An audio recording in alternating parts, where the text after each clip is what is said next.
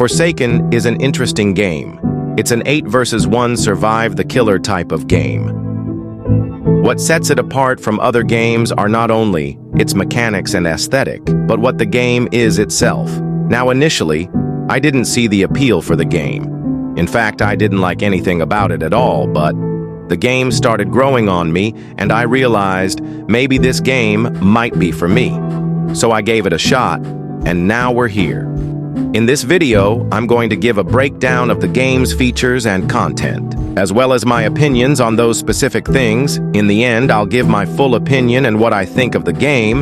Now let's get on with the first section of the video. The gameplay is simple. As a survivor, evade or attack the killer, depending on your character, which I'll get into later. Fix the generators to reduce time.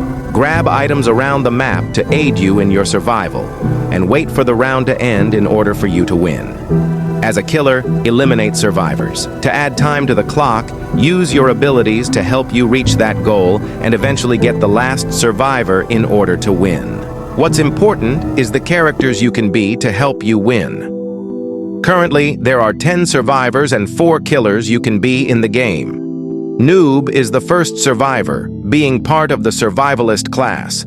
Out of 3, the other 2 being support and sentinel. He has 3 abilities to help himself survive.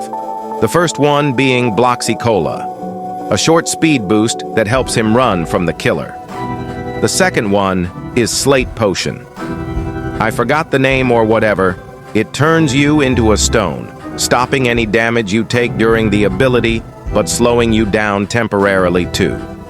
The third one is Ghost Burger, turning you invisible and also making you undetectable, which will be useful for something later.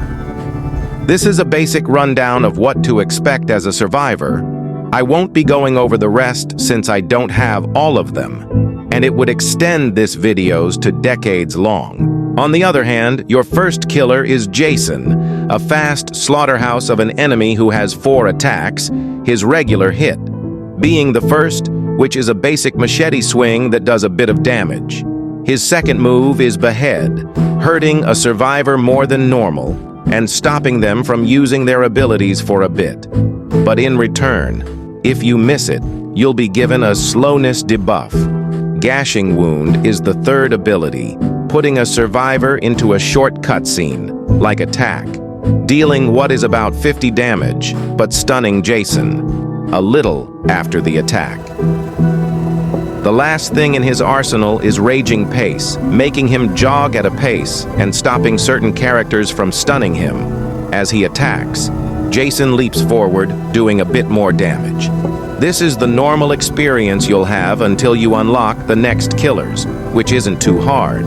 Now we are going to go over the maps, which I believe to think there are 5 currently playable in public servers. Most of the maps are easy to understand and learn the layouts of. An easy one to learn is Glass Houses, a small map with walls to hide behind, stairs to group up on and hide from the killer at, the usual you'd expect from a map.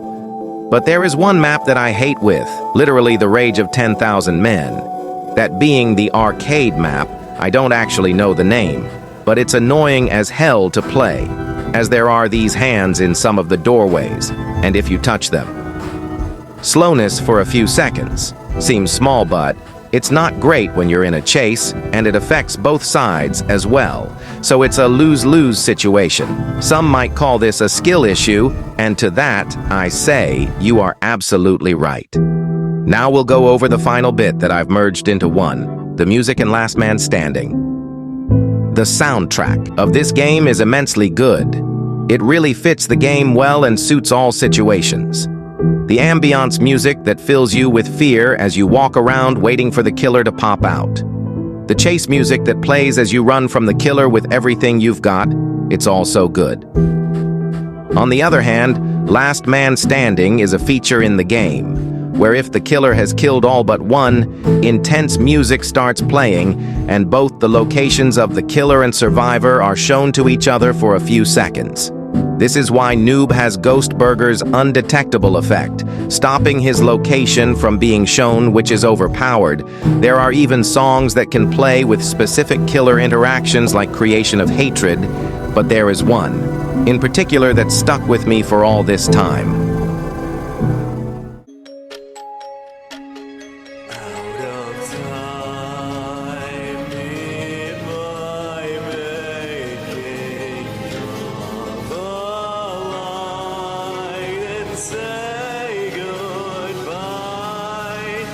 Why can't Are you still in there? Are you hearing me? Do you see the pain? 'Cause they're not just killing me. This is not a game. This is not a dream. I don't want this world to save you if it murdered me. I just wanna play. Won't you play with me? 'Cause it's been so long since last time you forsaken me. But it's all a game. It feels like a dream. And your father's son, so why won't you just play with me? Ready or not, we're gonna play. I'm sick of all the bleeding over a little game. Ready or not, you're gonna change. I want to see you smile when I have is the way. Ready to win. Got a plan. No, I'm never gonna want this. So no, I'm ready to win this. I need to leave one thing. I want to make you better someday.